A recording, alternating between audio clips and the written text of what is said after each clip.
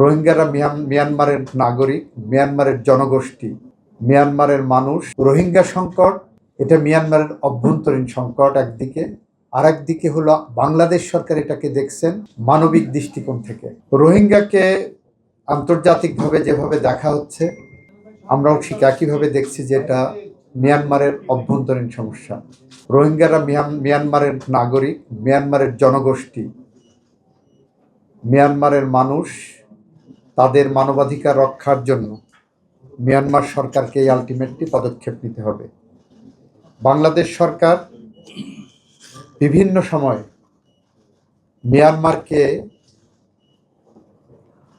বিভিন্নভাবে বলার এবং বোঝানোর চেষ্টা করা হয়েছে যে রোহিঙ্গারা তোমাদের ভূখণ্ডের অবিচ্ছেদ্য অংশ, এবং সেই জায়গা দাঁড়িয়ে অতীতে শহীদ রাষ্ট্রপতি জিয়াউর রহমান এবং বেগম খালেদা জিয়ার সরকার মিয়ানমারকে যেভাবে রোহিঙ্গা ইস্যুতে অ্যাড্রেস করেছেন, পরবর্তী সরকারগুলো সেইভাবে অ্যাড্রেস করেননি বা করতে পারেননি বলে বাংলাদেশ এমন একটি জায়গায় দাঁড়িয়ে আছে যেখানে দাঁড়িয়ে আমাদের মুখ্য আলোচক বললেন আমাদের আমেরিকাকে এটা বোঝাতে হবে, আমাদের চায়নাকে এটা বোঝাতে হবে, ইন্ডিয়াকে এটা বোঝাতে হবে।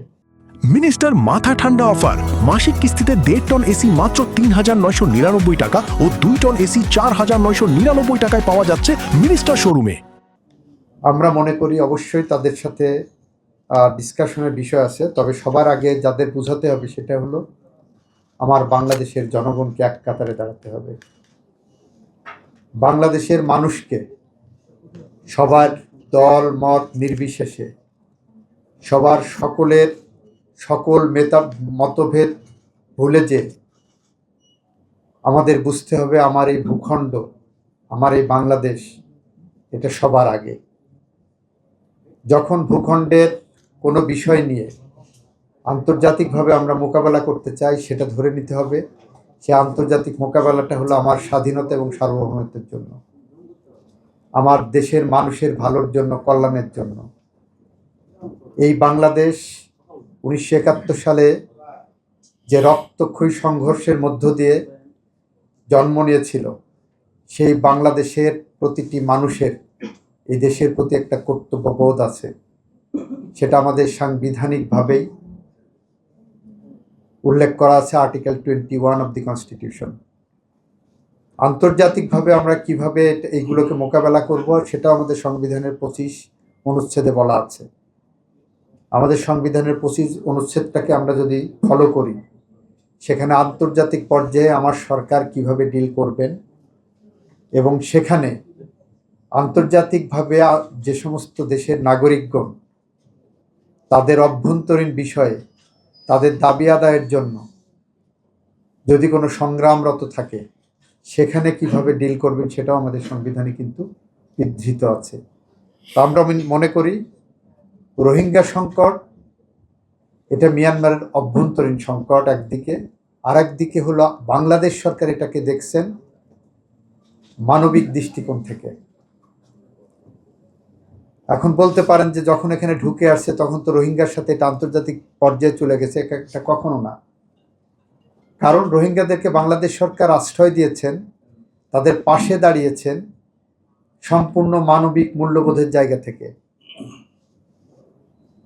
কারণ একজন মানুষ যখন ভূমিষ্ঠ হয় তখন সেই মানুষের 3টা অধিকারকে যদি বৈশিষ্ট্য থাকে, সেই বৈশিষ্ট্যগুলো মানবাধিকারে রূপান্তরিত হয়। একটা হলো এই অধিকারটা তার সার্বজনীন, ভূমিষ্ঠ হওয়ার সাথে সাথে এমন একটা অধিকার যেটা বিশ্বের সমস্ত মানুষের অধিকার হয়ে দাঁড়ায়। এটা হলো তার ইনএলিয়েনেবল রাইট, এই অধিকারটা সে অন্য কারো কাছে হস্তান্তর করতে পারবে না। আর এটা হলো তার ইনহারেন্ট রাইট, সহজাত। মানুষ হিসেবে জন্ম নেওয়ার সাথে সাথে তার কিছু অধিকার থাকে, তার জীবন ধারণের অধিকার, তার খাদ্যের অধিকার, তার ন্যূনতম কিছু অধিকার থাকে।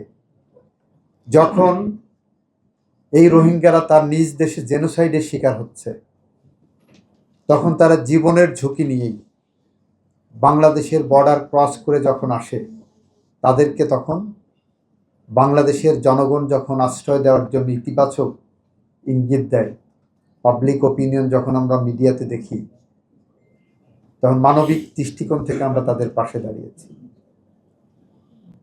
ফলে এইটা কখনোই আন্তর্জাতিক কোনো ইস্যু আমাদের সাথে মিয়ানমারের না, এই ইস্যুটা হলো মানবাধিকারের ইস্যু, হিউম্যান রাইটস দৃষ্টিকোণ থেকে আমরা দেখি। সুতরাং মানবিক মূল্যবোধের জায়গা থেকে বাংলাদেশ মানুষের পাশে দাঁড়িয়েছে, সেটা আমাদের সাংবিধানিকভাবে দাঁড়ানোর একটা নৈতিক দায়িত্ব রয়েছে আর্টিকেল 25 অনুসারে। তো সেখান থেকে আমরা বলছি, আমরা রোহিঙ্গা ইস্যুটাকে ন্যাশনাল ইউনিটের জায়গায় যদি আমরা নিতে পারি, তার অন্যতম একটা ফলপ্রসূ আমরা পদক্ষেপ হিসাবে চিন্তা করতে পারি।